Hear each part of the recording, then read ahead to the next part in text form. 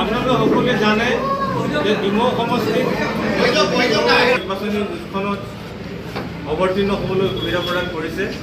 এগৰাকী প্ৰাৰ্থী হিচাপে নিজৰ সমষ্টিত খুব ব্যস্ততা থকাৰ কাৰণে আজি জিলা কংগ্ৰেছৰ প্ৰত্যেকটো কামতে আমি চোৱা চিতা কৰাৰ ক্ষেত্ৰত কিছু অসুবিধা হয়। এইকাৰণে আমি অসম প্ৰদেশ কংগ্ৰেছ কমিটিৰ সন্মানীয় সভাপতিৰ সৈতে কথা আলোচনা কৰি আমি এই জিলা কংগ্ৰেছখনক চোৱা চিতা কৰিবৰ কাৰণে পৰিচালনা কৰিবৰ কাৰণে আমাৰ জিলা কংগ্ৰেছৰ প্ৰাক্তন সভাপতি আমাৰ সকলোৱে শ্ৰদ্ধাৰ লক্ষী সন্দিকৈ ককাইদেউক আমি দায়িত্ব দিছোঁ। গতিকে লক্ষী সন্দিকৈ ককাইদেউ আজিৰ পৰা এই আসনখন সভাপতিৰ আসনখনত গ্ৰহণ কৰি কাৰ্যসূচীখিনি আৰু তিনিটা সমষ্টি শিৱসাগৰ, ডিমৌ আৰু নাজিৰা যাতে সমানে আগবাঢ়ি যায় আৰু আমাৰ গোটেই দলৰ কৰ্মীসকলৰ মাজত যাতে সমন্বিত প্ৰচেষ্টাৰে যাতে আমি যুঁজখনত জয়ী হ'ব পাৰোঁ, তাৰ কাৰণে আপোনাক ভূমিকা পালন কৰিবলৈ অনুৰোধ জনাই আজি মই সভাপতিৰ আসনখনক আপোনাক কৰিবৰ কাৰণে অখিল গগৈ ডাঙৰীয়াকো আৰু এটি অনুৰোধ জনাইছোঁ যে আমি আপোনালোকৰ ৰাইজৰ দলৰ যি কমিটি বা যি ব্যৱস্থা আছে, যদি আমাক এনেকৈ যদি এদিন বহাৰ ব্যৱস্থা কৰি দিয়ে তেতিয়াহ'লে আমি ভাল পাম। আৰু আপুনি নিৰ্বাচনী প্ৰচাৰ চলাবৰ কাৰণে আপোনাক নিমন্ত্ৰণ জনাইছোঁ। আৰু আজি সকলোকে পুনৰবাৰ আপোনালোকক আমি আমাৰ মিত্ৰজোঁট শক্তিশালী কৰিবলৈ অনুৰোধ জনাই মোৰ বক্তব্য সামৰণি মাৰি মই আপোনাক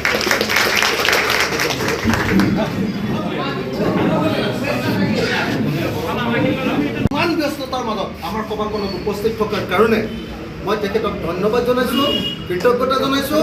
আৰু ডিমৌৰ আমাৰ ৰাইজৰ দলে একদম সম্পূৰ্ণ অন্তঃকৰণেৰে, যদিও প্ৰতিবাদ হৈ আছে, হুলস্থুল হৈ আছে, সম্পূৰ্ণ অন্তঃকৰণে মই সহায় কৰিম বুলি কথা দিছোঁ।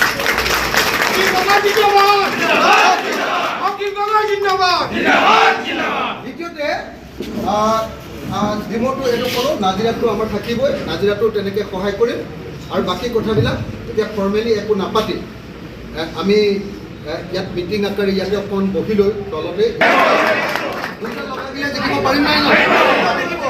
মই আজি মিটিঙলৈ হেৰিয়াকো মই আচলতে মিটিংখন পাতিবৰ কাৰণে আমাৰ কি কয় শুভ্ৰ মিত্ৰলৈ ফোন কৰিছিলোঁ আৰু শুভ্ৰ মিত্ৰক কালি ফোন কৰিছিলে। মই আশা কৰিছিলোঁ শুভ্ৰ মিত্ৰও ইয়াত থাকিব, কিন্তু কিবা কাৰণত চাগে তেওঁ আজি জৰুৰ থাকিলে আহিব পৰা নাই। মই শুভ্ৰ মিত্ৰক দূৰৰ পৰাই ধন্যবাদ জনাইছোঁ। মই নিজে গৈ তেওঁৰ ঘৰত গৈ কথা পাতিম এবাৰ। আৰু আমাৰ দুজনকৈ প্ৰাৰ্থী মোৰ লগত আছে, বৰগোহাঁই ককাইদেউ, এই দিনে ৰাতি আমি কথা পাতি থাকোঁ, ৰাতি অলপ বেছি পাতোঁ আমি অনবৰতে কথা পাতি থাকোঁ। নিজৰ বাইদেউৰ নিচিনা একদম ঘৰুৱা আৰু নিজৰ বাইদেউৰ নিচিনা, যদিও প্ৰাৰ্থী কংগ্ৰেছ দলৰ মানুহ কিন্তু নিজৰ নিচিনাই ভাবো হ'লে। তেখেতকো দুজন প্ৰাৰ্থী আছে। মই যিহেতু শিৱসাগৰ সমষ্টিৰ বক্তব্যই আমাক বিশ্বাস দিলে, আপুনি চিন্তা কৰিব নালাগে।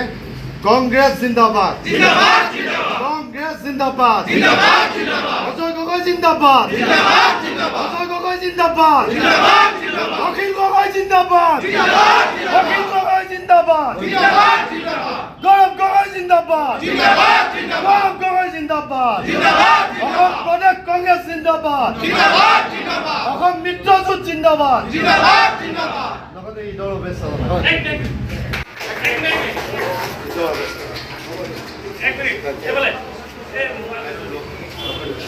বিধায়কজন অসমৰ আটাইতকৈ বেছি হত্যা কৰা মানুহজনৰ প্ৰতিদ্বন্দ্বিতাত যদি ভয় খাওঁ, তেতিয়াহ'লে মই সৰব বা সাহসী বিধায়ক বুলি কোৱাৰ ধৃষ্টতাই নাথাকিব। মই যদি হিমন্ত বিশ্ব শৰ্মাক আপুনি অসমৰ আটাইতকৈ ২ নম্বৰী মানুহ বুলি ক'ব পাৰোঁ, সন্মুখত ৰঙা চকু দেখুৱাই আপোনাক পুলিচে পিটন দিয়াটো মনত আছেনে নাই বুলি যদি ক'ব পাৰোঁ, মইনো বাৰু জয়ন্ত হাজৰিকা বা কি কয় আপোনাৰ কুশল দৌৰিলে ভয় কৰিম নেকি কওক? শংকিত হোৱাৰ কথাটো বাদ দিয়ক। কিন্তু শিৱসাগৰৰ নিচিনা উচ্চ শিক্ষিত কি কয় আমাৰ যে LP স্কুলবিলাকত যে পাতে কি কয় গুণোৎসৱত শিৱসাগৰ সদায় ১ নম্বৰ হয়। অসমৰ শিক্ষা ক্ষেত্ৰত সদায় শিৱসাগৰ ১ নম্বৰ। শিক্ষিতৰ হাৰ শিৱসাগৰত নাম্বাৰ 1। সেই শিক্ষিত উচ্চ শিক্ষিত শিৱসাগৰবাসীয়ে অসমৰ আটাইতকৈ ডাঙৰ হত্যাকাৰীজনক বাৰু তেওঁলোকৰ প্ৰতিনিধি ৰূপে নিৰ্বাচিত কৰিব নেকি? আপোনালোকে নিজে ভাবকচোন। সেইকাৰণে আটাইতকৈ ডাঙৰ হত্যাকাৰীজনক শিৱসাগৰৰ ওপৰত জাপি দি বিজেপিয়ে কি দেখুৱাব খুজিছে? তেওঁলোকে শিৱসাগৰবাসীক অপমানিত কৰা নাইনে? গতিকে আটাইতকৈ ডাঙৰ হত্যাকাৰীজনক শিৱসাগৰবাসীৰ মানুহৰ মূৰৰ ওপৰত জাপি দি মোক কি শংকিত কৰিব আপোনালোকে নিজে কওক।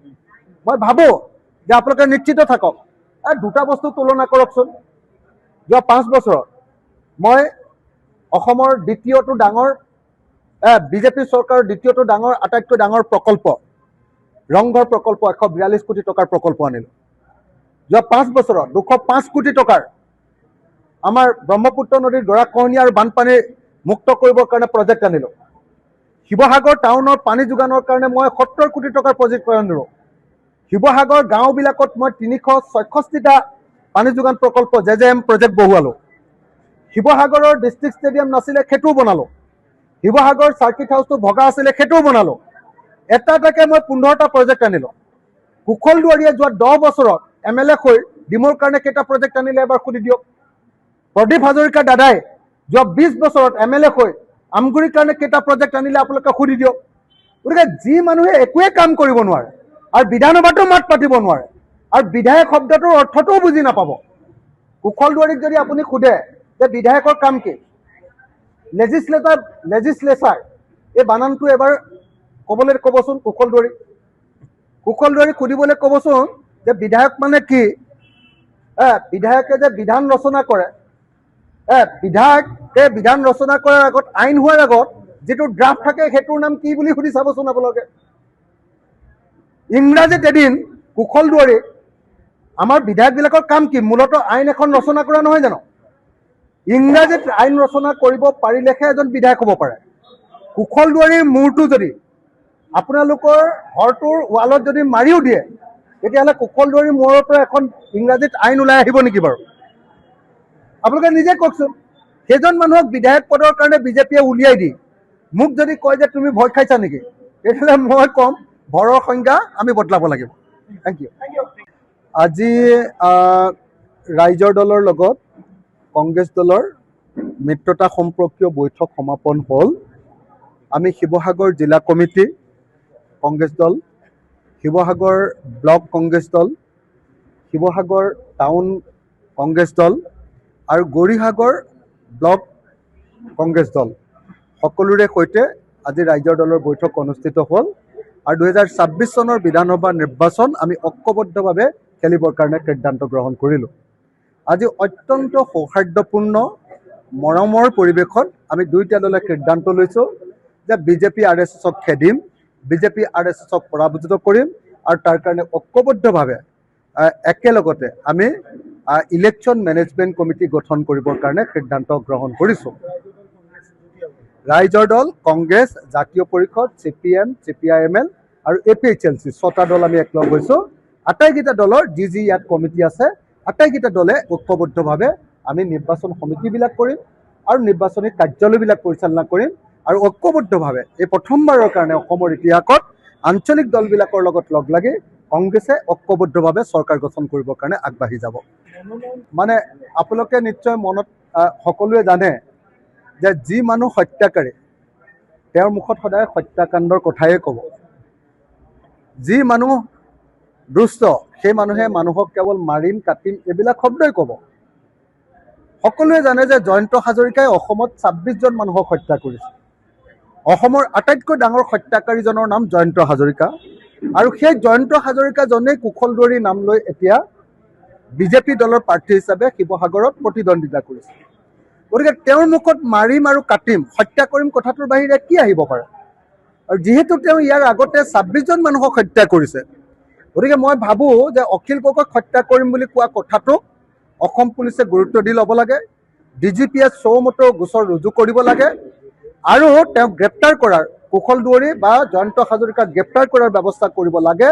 আৰু লগতে মই ভাবোঁ যে বিজেপি দলেও এই হত্যাকাৰীজনক তেওঁৰ প্ৰাৰ্থিত্বৰ পৰা বঞ্চিত কৰাৰ ব্যৱস্থা গ্ৰহণ কৰিব লাগে। অগপৰ পৰা ইতিমধ্যে তেওঁলোকৰ তথ্য প্ৰযুক্তিৰ যিজন ইনচাৰ্জ সেইজনে ইতিমধ্যে যোগদান কৰিলে আৰু খন্তেক সময়ৰ পাছত আৰু যথেষ্ট সংখ্যক অগপৰ নেতাকৰ্মীয়ে আমাৰ দলত যোগদান কৰিব। তাৰ কাৰণে আলোচনা চলি আছে, তেওঁলোকৰ লগত মোৰ বৈঠক আছে আৰু সেই বৈঠকৰ পাছতে অসম গণ পৰিষদৰ যিসকল স্বাভিমানী সদস্য আছে, যিসকলক অসম গণ পৰিষদক এবাৰ বিজেপিয়ে সাংঘাতিক ধৰণে বিশ্বাসঘাতকতা কৰিলে আৰু সেই বিশ্বাসঘাতকতাৰ কাৰণে আঞ্চলিক দলটোৱে সাংঘাতিক ধৰণে অপমানিত হৈছে। সেই অপমানিত দুখে ভাগৰে অপমানিত সেই অসম গণ পৰিষদৰ সকলোবিলাক স্বাভিমানী সদস্যই এতিয়া ৰাইজৰ দলত যোগদান কৰাৰ সিদ্ধান্ত গ্ৰহণ কৰিছে আৰু সেইকাৰণে পৰ্যায়ক্ৰমে অসম গণ পৰিষদৰ সেইসকল নেতা আৰু কৰ্মীয়ে কেইদিনমানৰ ভিতৰতে ৰাইজৰ দলত যোগদান কৰিব। গতিকে এতিয়া আমি কংগ্ৰেছ ৰাইজৰ দল একলগ হ'লোঁ। আপোনালোকে সকলোৱে দেখিছে যে আগতে অসম গণ পৰিষদ আৰু বিজেপি একলগ হৈ আছিল। শিৱসাগৰত কি হ'ল যে তেওঁলোক পৃথক হৈ গ'ল, বিচ্ছেদ হ'ল তেওঁলোকৰ। আমি কংগ্ৰেছ আৰু ৰাইজৰ দল পৃথক হৈ আছিলোঁ, আমি আকৌ মিত্ৰতাৰ পাশত আবদ্ধ হ'লোঁ, একলগ হ'লোঁ। গতিকে ফলাফলটো একদম স্পষ্ট যে এইবাৰ 2026 চনত কংগ্ৰেছ আৰু ৰাইজৰ দল জয়ী হ'ব আৰু বিজেপি আৰু অসম গণ পৰিষদ পৰাজিত হ'ব। হয়নে নহয় কওক? আমি সকলো একলগ হোৱাবিলাক সকলো জয়ী হওঁ আৰু পৃথক হোৱাবিলাক ভাগ ভাগ হোৱাবিলাক সদায় পৰাজিত হয়, সেইটোৱে নিয়ম। গতিকে বিজেপি আৰু অসম গণ পৰিষদ পৰাজিত হ'বলৈ গৈ আছে আৰু কংগ্ৰেছ আৰু ৰাইজৰ দল জিকিবৰ কাৰণে গৈ আছে। যদি অসমৰ আটাইতকৈ সৰব বিধায়কজন, অসমৰ আটাইতকৈ বেছি